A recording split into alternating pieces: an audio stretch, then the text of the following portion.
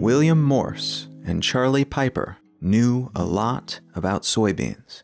In fact, they wrote the book on soybeans, which they titled, fittingly, The Soybean.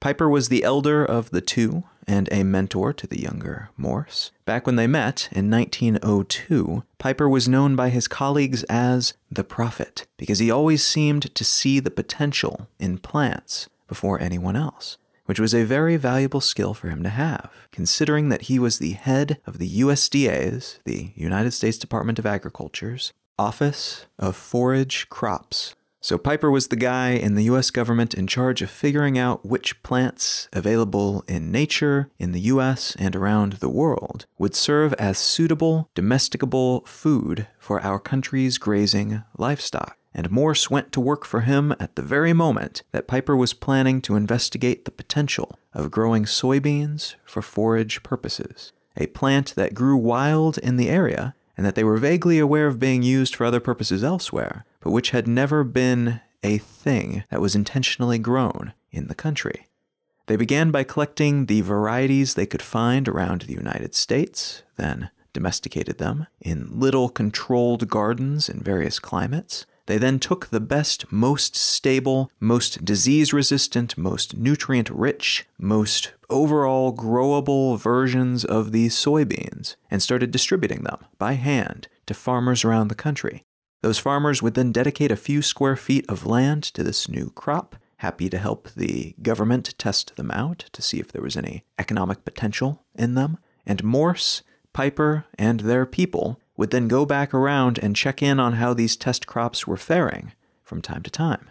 The book they eventually wrote was the consequence of these initial experiences and the collection of research and notes that were accumulated over the course of the subsequent decade. They published their measurements and observations as a collection of booklets and articles and then aggregated everything into a larger, more cohesive, formal book, The Soybean, which was initially published in 1923.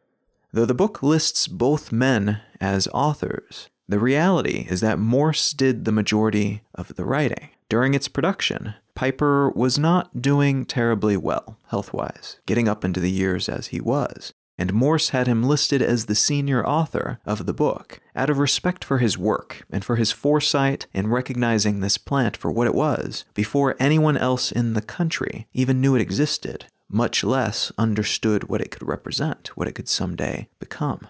Far more people would come to understand its potential, though, in the late 1920s. At that point, production of the soybean in the United States was increasing at a rapid clip, and it was reaching a point where the government thought it would be prudent to prepare for a day where the production capabilities had scaled so that there were more soybeans than they currently knew what to do with. In other words, they knew it could be a valuable forage crop for cattle and such to eat, but could they use it for anything else? Could soybeans become even more useful than it already seemed to be? The Dorset-Morse soybean collection expedition to East Asia began in 1928 and lasted over 2 years into 1931. During that period, Morse and a man named Palamon Dorset, a horticulturalist who, like Morse, worked for the USDA, traveled around East Asia, visiting China, Korea, Japan, and nearby regions to gather local soybean samples, to engage with local officials and farmers, to see how they cultivated and harvested and utilized the soybean, and to generally understand what other cultures did with this crop that the U.S. was intending to produce on a far larger scale. While in the region, they took over 3,000 photographs and wrote over 6,000 pages of notes, which were eventually published as 17 hardcover books. They collected over 4,500 distinct soybean samples, representing around 2,000 soybean varieties and types, and they collected about 250 different food products made from soybeans in these regions, which they then shipped back to the United States. Some of these samples survived the trip, Many did not, but thankfully they took notes and photos of these food products as well, along with the detailed notes about and diagrams of the many industrial applications that these other cultures had developed for soybean oil. This entire expedition, which set the tone for what happened next, the soybean industry exploding in the United States, becoming one of our largest, most varied, and use case diverse crops. It only cost about $24,000 at the time, which is around $370,000 in today's money. Not too shabby, considering that soybeans were a nearly $41 billion industry in the US alone in 2017.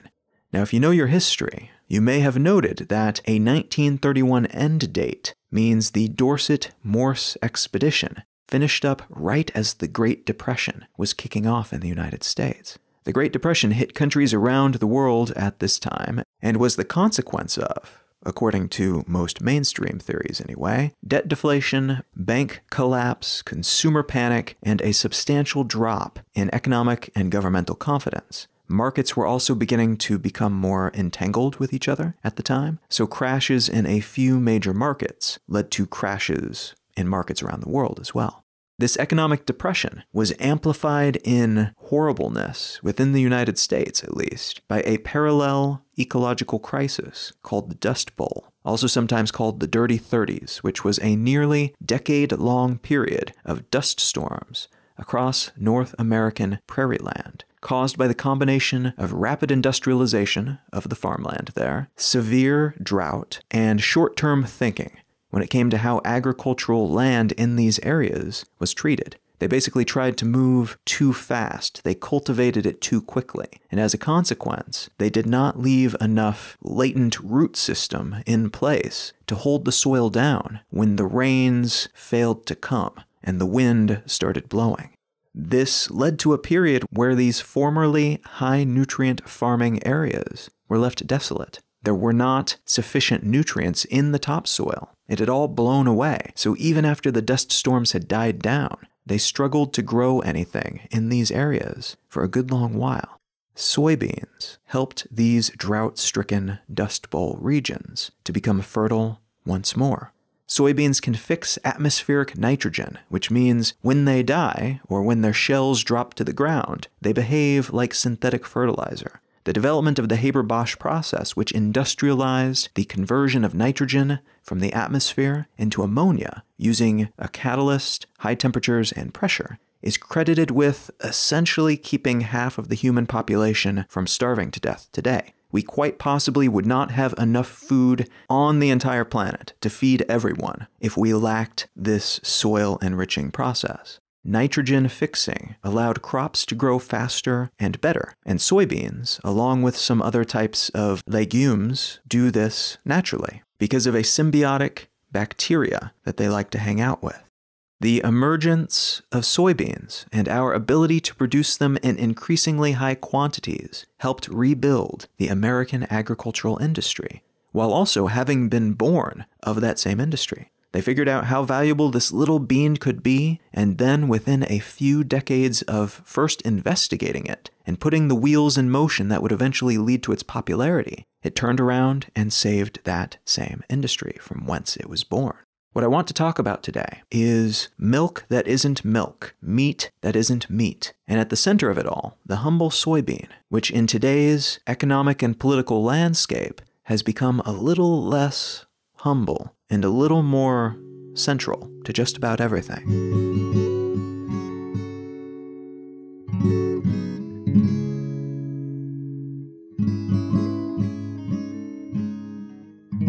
You're listening to Let's Know Things. I'm Colin Wright.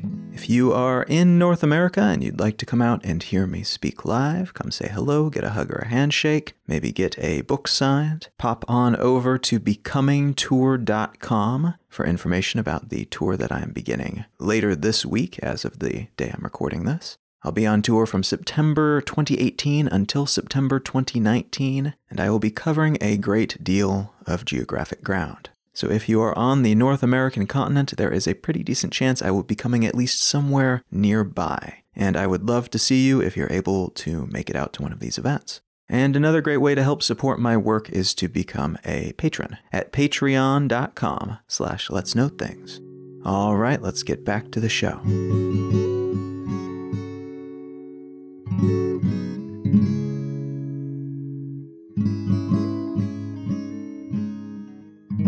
The article I want to start with today comes from Vox, and it's entitled Fake Milk: Why the Dairy Industry is Boiling Over Plant-Based Milks.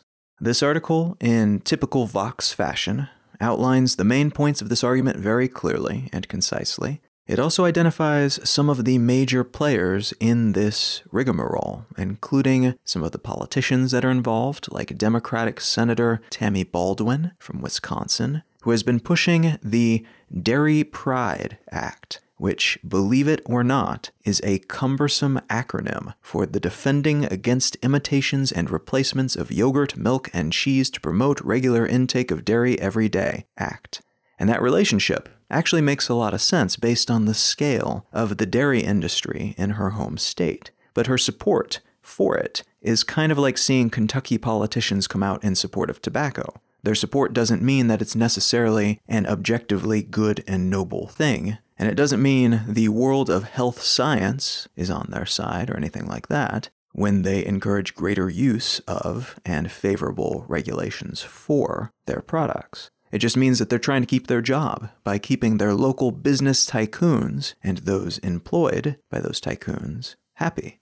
In the United States right now, we are in the midst of a throwdown between the U.S. dairy industry and the collection of semi-adjacent industries that produce products like oat milk and almond milk and rice milk. The biggest point of contention right now revolves around the argument that milk is not a meaningless word. There's a governmental standard that helps differentiate milk from other non-milk products. That's what Senator Baldwin's cumbersomely acronymed Dairy Pride Act is all about. That's what a slew of other legal actions throughout the country are about as well. These types of official distinctions that distinguish with legal certitude one type of food from another exist for many different food categories. The U.S. Food and Drug Administration's Code of Federal Regulations, Title 21, Volume 2, Part 164, Subpart B, Section 164.150, for instance, says that peanut butter is, quote, the food prepared by grinding one of the shelled and roasted peanut ingredients provided for by paragraph B of this section, to which may be added safe and suitable seasoning and stabilizing ingredients provided for by paragraph C of this section. But such seasoning and stabilizing ingredients do not, in the aggregate, exceed 10% of the weight of the finished food. To the ground peanuts, cut or chopped, shelled, and roasted peanuts may be added. During processing, the oil content of the peanut ingredient may be adjusted by the addition or subtraction of peanut oil. The fat content of the finished food shall not exceed 55%, end quote. And then it goes on to list references for how the fat will be sorted out and measured, what sorts of peanuts and parts of the peanut may be used, and what sorts of seasonings and other additives may be included within the peanut butter. It further defines how it may be prepared based on the types of peanuts and seasonings that are used, and even how the end product must be labeled if unblanched peanuts, which means peanuts that have the skins still on them while they're being processed, if those are used as ingredients. The same tedious, legalese-laden standards exist for milk. And the dairy industry, the folks who raise cows in particular, but also, to a lesser degree, those who produce other varieties of dairy products, are bustling to get the government to slow the roll of the many non-dairy-based milk-like products that now line supermarket shelves. And they intend to do so, in part, by disallowing them from using the word milk. Now that in mind, let's run through some quick and dirty facts and figures to better contextualize this industry. The U.S. cattle milk industry is a $35.5 billion a year giant, while the plant-based milk industry, which may have to come up with a new name soon, comes in at a comparatively piddly $1.6 billion a year. That said, the growth is on the side of the upstart here, and the cattle milk industry is reportedly worried, having seen this new competitor emerge more or less overnight. And this competitor has been growing at a very nice clip. They're up 9% overall for the last year, a period during which the cattle milk industry was down 6%. All told, the plant-based milk industry now makes up about 13% of total milk sales, and that is very worrying to animal-derived milk producers. Also notable, and worrying to those same people, is that in the last year alone, plant-based cheese sales are up 43%, plant-based meat sales are up 24%, plant-based yogurts are up 55%, and plant-based egg and mayonnaise products are up 16%. What cattle milk producers are hoping to do here is force the plant-based milk producers to stay away from the word milk. They believe that they, the folks selling animal milk, should own that term, and that the plant milk people are unfairly benefiting from their branding. They are piggybacking on milk's good reputation, which was built up over the span of generations. To make that terminological ban happen, they are clamoring to get the FDA to enforce the milk standard of identity, which is the legalese, like the peanut butter one that I read before, but for milk, which says quite clearly that milk is, quote, the lacteal secretion practically free from colostrum obtained by the complete milking of one or more healthy cows, end quote, among many other things. But just that small bit of text alone would already require that, for instance, coconut milk producers stop using the term milk. Almonds and oats, likewise, do not have nipples and do not lactate. The whole plant-based milk industry would need an entirely new name.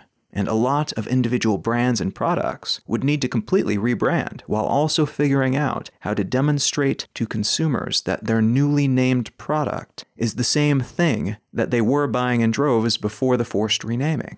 The other argument being used here, and the one based less on legal pedantry and more on actual practical concern for consumers, is that plant-based milk products do have substantially different nutritional profiles than cattle milk. Milk from animals is a specific combination of fat, protein, enzymes, vitamins, and sugar. This liquid is produced by animals to feed their babies, and most animals, including humans, for most of history at least, do not consume this milk beyond their earliest years of life. Our ancestors, though, evolved the ability to digest lactose well into adulthood. As far as we can tell, somewhere around 8,000 years ago, in or around modern-day Turkey, this mutation became common, and it provided folks there such an evolutionary advantage that it spread around the world in a flash. It became a dominant gene in many parts of the world mere thousands of years later, which is a stunningly, remarkably fast rate for worldwide genetic attribute dissemination. Once it was digestible by adults, milk became a bit of a superfood for otherwise relatively undernourished farmers living during the Neolithic period. All that fat and protein, those vitamins, that energy, it was a huge advantage over people who could not digest it. Fast forward to today, though, and you'll find a lot of people who avoid dairy because of its perceived health risks, because of a sensitivity to lactose, or because of the industry to which it is attached, the larger cattle industry web of sub-industries that forks off into more specific fields like leather and hamburger producers, but which holistically encompasses anything that makes use of domesticated animals as a product. So milk, meat, hides, and even, in the eyes of some, harvesting honey from bees and eggs from chickens. Now, I'm not going to go any deeper into that facet of this story for this particular episode, except to mention that part of the reason for why the milk and other animal product industries are on the decline and why alternatives are on the incline is a change in moral perspective regarding how animals are treated, and particularly how animals within these industries, which make use of animals on an industrial scale to create their products, are treated. Take from that what you will, but it's an important part of the story, alongside the various health concerns that often catalyze a shift from people consuming animal proteins primarily to consuming part or all plant-based proteins. The other big meaningful shift here, though, has taken place on the other side of this conflict within the plant-based protein industries. The plant-based protein industries have kind of stepped up their game. As someone personally who eats a lot of these types of foods, I can tell you anecdotally that there's a lot to love at the moment. It's gotten a whole lot better over the past decade or so, and it seems to be getting better all the time, still today. And that anecdotal information correlates with consumer data that indicates first that plant-based protein foods have been experiencing and are continuing to experience an upswing in sales. And second, that many brands which have traditionally avoided this space entirely have begun to go all in. Their consumer indicator crystal balls are telling them that plant-based proteins are still trending and will likely continue to do so for the foreseeable future. Now, part of the reason for this seems to be that the technologies used to create these foods and to preserve, package, and ship them has improved. More people are also more skillful in preparing and seasoning them appropriately, and they've done a lot of R&D to figure out where these types of foodstuffs are best utilized in a dish and what textures and colors and flavors are the most pleasant and palatable to the most people. There's also an abundance of less intimidating intro-level plant protein snacks that are now available, which can hook people on the perception of eating healthy, of changing up their diet without making them actually work for it. The plant-based protein world was once a space that required that adherents become more or less their own chef, to make all of their own meals if they wanted any kind of sustainable variety in their diet.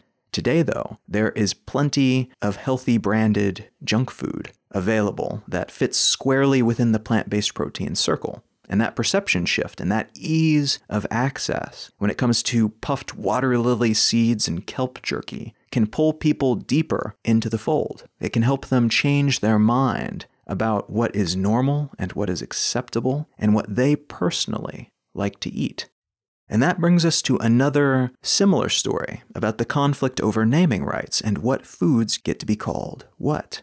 Just as milk producers are fighting back against the barbarians at the gate, trying to keep plant-based protein producers from using their milk moniker, so too are players in the meat industry trying to prevent plant-based protein product producers from using the word meat. Their argument is similar to that of the milk producers, that basically these products claiming to be meat are not meat, and it could be confusing to consumers if they were to use that term on their labels. Interestingly, they are applying the same argument to another potential usurper, the makers of lab-grown meat. Basically meat that is compositionally the same as meat that comes from animals, that's made up of the same proteins and fats and so on, but instead of being grown on an animal, which is then killed so you can harvest the meat, these lab-grown products are grown in kind of lab-like factories, manufacturing facilities where they can grow the same meat materials on kind of scaffoldings and then process those materials so that they have the same texture as the stuff that is grown on a cow or a goat or a sheep. Now, this is a weird concept at first, I know, but the mental shortcut here is that you can grow meat on an animal, or you can grow meat not on an animal. You can grow it on something else. And the lab-grown meat people are opting for that second option, to avoid harming any animals and to ideally, someday, create cheaper, healthier, more sustainable meat that has exactly the same taste and mouthfeel and texture and everything else. Meat that is, in fact, exactly the same as traditional meat, except that it did not come off of a living creature. It's just a tissue that was grown to be eaten. It's a morbid thought when approached from the wrong angle, but it's something that a lot of people are betting on, especially those who love meat and think that it's important to have in their diet, but who do not want to kill something And in a lot of cases, people who do not like the massive resource expenditures and horrendous ecological impacts that are often associated with more traditional meat-producing methods. Now, a common denominator in both of these spaces, that of faux milk and that of faux meat, is the soybean. And what's even more fascinating on some levels is that the soybean isn't only competing with milk and meat for dominance. It's potentially competing with hundreds or even thousands of other products in thousands of other industries. The soybean is a crazy, versatile little bean. There's historical evidence that soybeans were domesticated somewhere between 7,000 and 6,600 BCE in China, between 5,000 and 3,000 BCE in Japan, and around 1,000 BCE in Korea. Back in the day, they were considered sacred for their beneficial effects when used as part of a crop rotation cycle, which basically means growing different types of crops on the same farmland, season to season, as part of a rotation. As I mentioned during the intro, soybeans can fix atmospheric nitrogen, which naturally fertilizes and rejuvenates the soil. So it makes sense that depleted soil, drained dry of certain nutrients due to monocropping, but which then spring back to full effectiveness after a round or two of growing soybeans, that would result in those soybeans being held in pretty high regard, even spiritually high regard. We know that soybeans had arrived in the Americas by the 18th century and that they were introduced in Africa by the late 19th century by China. And each new culture that notices the properties of this little bean does something new and amazing with them. That seems to be a historical fact. In the US, for instance, in addition to using them to bring our prairie lands back to life after the 1930s era Dust Bowl, we turned them into a variety of new industrial and consumer products. Henry Ford, in particular, was a big fan of the soybean, and in 1931, he hired a couple of chemists named Robert Boyer and Frank Calvert to focus on turning it into a wide variety of products. The US government was upping its production of soybeans, was supporting the industry, and Ford wanted to both benefit from that and help prop up the industry in its early days because he believed in it. Boyer and Calvert ended up developing, among other things, a type of artificial silk derived from spun soy protein fibers. They also helped create a type of soybean oil that could be used in automobile paint and helped create synthetic soy wood and soy-based plastic polymers, which were used to make plastic car parts. They used soy oil as mechanical fuel inside their cars' shock absorbers, and they did early research that eventually led other researchers to develop soy-based rubber, surface coatings, solvents, lubricants, and adhesives. East Asian cultures had already done most of the heavy lifting when it came to turning soybeans into fermented cakes and liquids like tempeh and tofu and soy sauce, alongside clever uses of the plant at different stages of maturity, like young seed pods being eaten as edamame in Japan, and sprouted soybeans, because they cannot be eaten and digested raw, being used in some Korean dishes. In the US, a lot of our development in this space for a very long time has revolved around how best to utilize soybeans as feed for livestock. And to this day, despite the multitude of uses that we have found for it in the meantime, including as a type of biodiesel, as fermenting stock for vodka, as inks and crayons and soaps and cosmetics, we are still primarily using them for that same purpose, to feed our animals.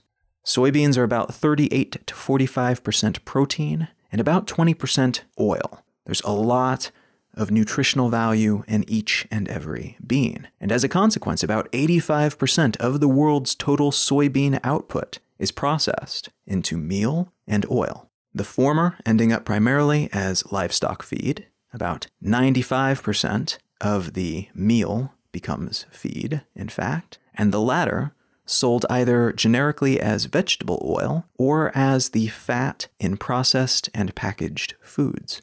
Soy has been important, then, to a wide variety of cultures for most of modern history, and in some parts of the world it's been important throughout ancient history as well. but it's only now finding this new niche as a source of protein that can be reshaped into patties, into cubes of protein that can be flavored and blended with other materials to make faux hamburgers and other meat substitutes, and which can serve up nutritionally rich milk, or milk-like liquids if we want to get ahead of that impending legal action by the milk industry. It's been used as food for human beings before, throughout a great span of human history, and even into prehistory, but never at this scale, never at this level of ubiquity and diversity. And that versatility is part of why the story of soybeans is in the media today. It's estimated that the United States will produce nearly 125 million metric tons of them in 2018, which is just a hair above Brazil's 120 million metric tons, but significantly more than the third top producer in the world, Argentina's 57 million metric tons. And the rest of the world doesn't even get that close, with China producing around 14.5 million, India producing not quite 11 million, and Paraguay producing close to 10 million metric tons each year. Those are the estimates for 2018, and all told, the world is supposed to produce about 30.4 million metric tons more soybeans in 2018 than it did in 2017. So this is a major growth industry. About half of the total U.S. output is used by local companies to produce things, and as I mentioned before, a whole lot of what's made is feed for livestock. But a steadily increasing chunk of the worldwide supply, including the 50% or so of the U.S. production that is exported, goes to China, which is by far the largest consumer of a lot of things, but that includes soybeans in the world. And they use it, like the US does, primarily to feed their livestock, but they also use it for human food products and for industrial purposes. China bought about $12 billion worth of soybeans from the United States in 2017 alone, which is obviously a fairly substantial purchase. The other reason you might be hearing about soybeans in the news these days, though, is a consequence of the trade war that is being fought between the United States and China, or rather, the United States executive branch and China. As many people in the US government, and definitely in these industries, do not want this trade war, and China doesn't seem to be too keen about it either. But despite most of the players not being very happy about being engaged in it, there is a trade war nonetheless. And it started when President Trump's administration slapped tariffs on about $34 billion worth of Chinese imports to the United States to retaliate, they said, for what they consider to be unfair Chinese trade practices. The Chinese retaliated for that retaliation with their own approximately equal-sized tariffs, and included in those tariffs are soybeans and soy products. Part of that targeting was seemingly tactical, an attempt to weaken Trump's support in states where he has been traditionally popular. Just 18 states in the U.S. produce about 96% of the United States soybean supply, and 16 of those 18 states voted for Trump rather than Hillary Clinton in the 2016 presidential election. In the months since that initial round of tariffs between these two countries, an interesting secondary story has emerged, indicating that Chinese officials may be regretting, to some degree at least, the targets that they chose for their counter tariffs. In particular, their farm and cattle industries are struggling to find alternative suppliers in the proper quantities of soybeans so that they can keep that facet of their economy moving forward and growing at the proper pace. A 25% tariff creates a substantial economic burden for those who depend on whatever it is that's being tariffed, and China uses a hell of a lot of soybeans. They consume the majority of the rest of the world's imports in addition to their own production yield. But although some of the gaps left by now more pricey U.S. soybeans can be filled by pulling in additional yields from Brazil and other South American countries, the harvest season is staggered in these countries from that of their neighbors to the north. So even if they eventually are able to pick up some of that slack, it may be months, maybe as much as half a year before they can do so. You cannot really rush a growing season. It's also worth noting that in Brazil, a surge in soybean popularity over the past few decades has led to massive negative consequences in the Amazon region. This is actually a real issue anywhere in the world, where biodiverse ecosystems are cut down to make way for monocultures like fields of soybeans. But it's a particularly devastating issue when it's rainforests being cut down.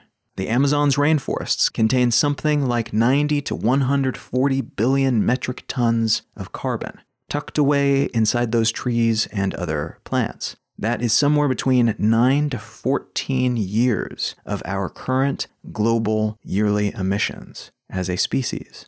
So every time we wipe out a chunk of these sorts of forests, economically sensible as it may seem in the moment, we add massive quantities of carbon into the atmosphere that was previously tucked safely away in these ecosystems. Not to mention all the other consequences of that kind of clean cutting, which I will not dwell on here, but it can be catastrophic for many of the unique species that only live in those specific regions.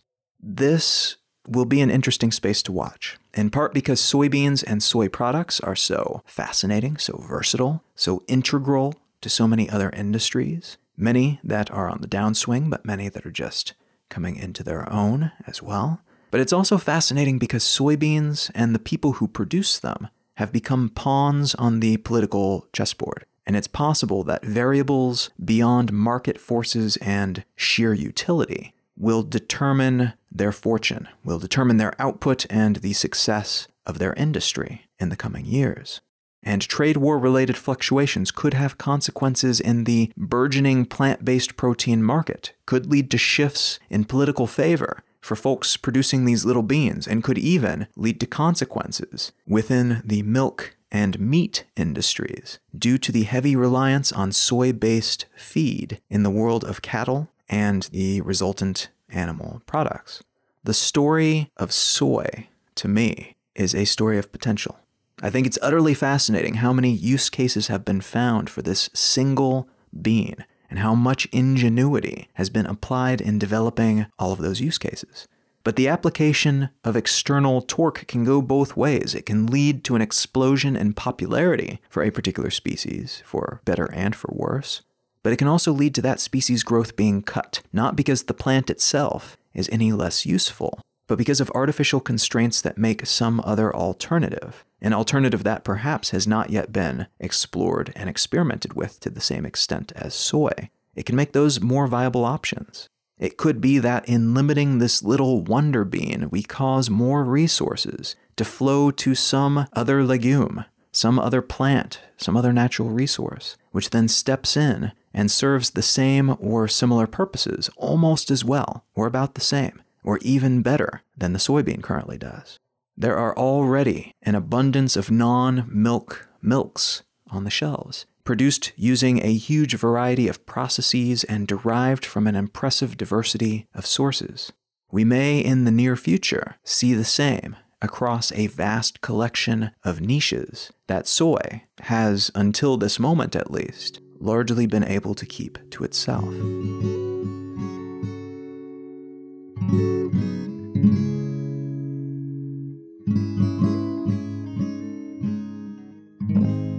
If you are enjoying Let's Know Things, consider taking a moment to leave a quick review up on Apple Podcasts or wherever you get your podcasts. Word of mouth is by far the best way to spread the word about this type of show, and those reviews help a whole lot. So does telling a friend who you think might enjoy it about the show, helping them figure it out if they've never listened to a podcast before, along with sharing the show on your social network of choice. Any and all efforts in this regard are very much appreciated. Thank you so very much. And if you're enjoying the work here that I do on this podcast, consider picking up one of the books that I've written. You can find a list of those at colin.io, and you can pick up a copy of any of them that strikes your fancy wherever you get your books. The book that I'd like to recommend today is called The Rise of Yeast: How the Sugar Fungus Shaped Civilization by Nicholas P. Money. And this book is exactly what it sounds like based on the title. I picked it up because I've been enthusiastically and happily baking bread for the better part of the last year and truly enjoying it, and I've come to appreciate yeast in particular in a way that I had never even considered it before. And this book gets even deeper into the concept than that. It goes into the history of it. It talks about how fermentation in general caused by yeast may have led to nomads way back in the day settling down into villages that eventually became cities, that leavened bread may have emerged as a consequence of early people spilling beer onto their unleavened bread and then nature taking its course. It goes into depth about how yeast is pretty much everywhere and on everything, but there's a huge variety of different creatures living within the yeast family. And interestingly, how yeast essentially gobbles up sugar and, to defend itself, produces alcohol as a byproduct, which it then suffocates on. And this is what limits the percent of alcohol that can be in particular beverages after fermenting processes. But it's also what keeps other types of bacteria and such from growing within an alcoholic beverage or on a surface that has been coated by alcohol. It's a natural defense mechanism that eventually kills them. It's an absolutely fascinating book. It is not very long, I want to say, 150, maybe 200 pages, a relatively quick read, but still dense with information. If you've ever been curious about yeast, and come on, who hasn't, consider picking up a copy of The Rise of Yeast by Nicholas P. Money. You can find out more about me and my work at colin.io. You can also subscribe to my twice-monthly newsletter while you're there if you're keen to hear more about what I'm up to. You can find my blog at exilelifestyle.com, and you can find the show notes for this episode and every episode of the podcast at letsknowthings.com. You can find out more about my upcoming tour at becomingtour.com, and you can feel free to reach out and say howdy on your social network of choice. I am at Colin is my name on most of those. Thank you so very much for listening. I am Colin Wright, and I'll talk to you again next week.